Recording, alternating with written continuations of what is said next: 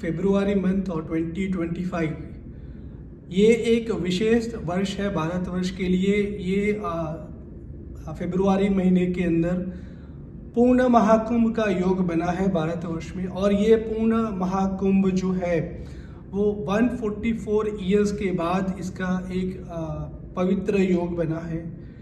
महाकुंभ के मेले में देश और विदेश से लाखों करोड़ों श्रद्धालु अब तक वहाँ पहुँच चुके हैं, पहुँच रहे हैं और आगे भी पहुँचेंगे। महाकुंभ आज 32nd डे पे अपनी चरम सीमा पे है।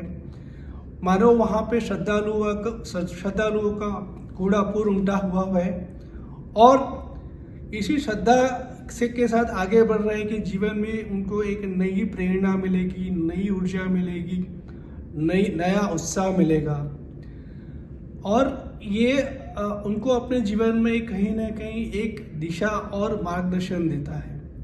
अब महाकुंभ महाशिवरात्रि जब होगी 25-26 को, उसके बाद जितने भी साधु और संत इसमें आए हैं, जो वहाँ पे उन्होंने अपने अखाड़े लगाए हैं, वहाँ उनकी ध्वजा उतारेंगे और धीरे धीरे ये महाकुंभ अपनी समाप्ति की ओर बढ़ रहा है।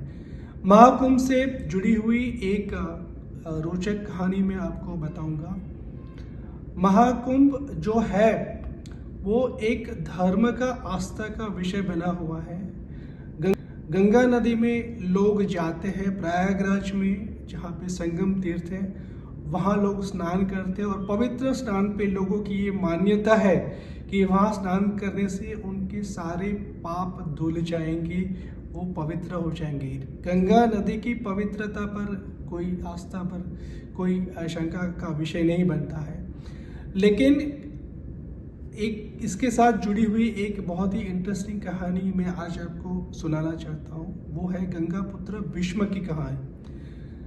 गंगापुत्र भीष्म उनके अगले जन्म में, पूर्व जन्म में एक राजा थे और राजा थे अपने सैनिकों के साथ कहीं बिहार पे निकले थे और उनको रास्ते में एक सांप दिखता है। सांप उनके रास्ते में होता है, उनको वो पकड़ के दूर कहीं फेंकते हैं।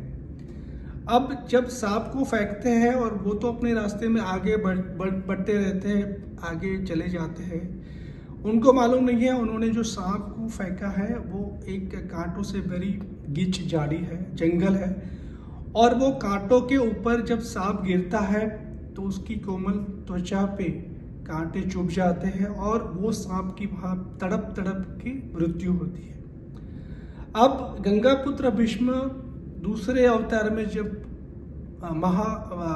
भीष्म पितामह बन के महाभारत के युद्ध में जब उतरते हैं तो उनकी जो मृत्यु होती है वो बाणों की शैया पे होती है। गंगापुत्र भीष्म को भी अपने पूर्व जन्म के कर्मों का फल भुगतना पड़ा था।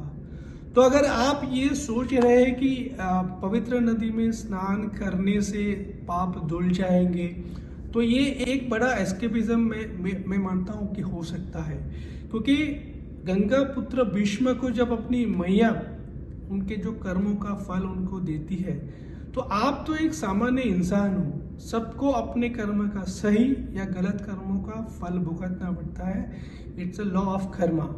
तो गंगा मैया में आप जाओ, प्रयागराज में जाओ, महाकुंभ का हिस्सा बनो, उसकी पूजा करो, अर्चना करो, आस्था करो। वो एक आस्था का विषय है और गंगा मैया को देवी मैया स्वरूप समझ के अगर उसको उनकी पूजा करते हो वहाँ तक वो ठीक है। मगर अगर किसी को लगता है कि वहाँ जाने से उनके पाप धुल जाते हैं तो शायद ये बहुत ही बड़ी अतिशयोक्ति होगी। Thank you so much friends.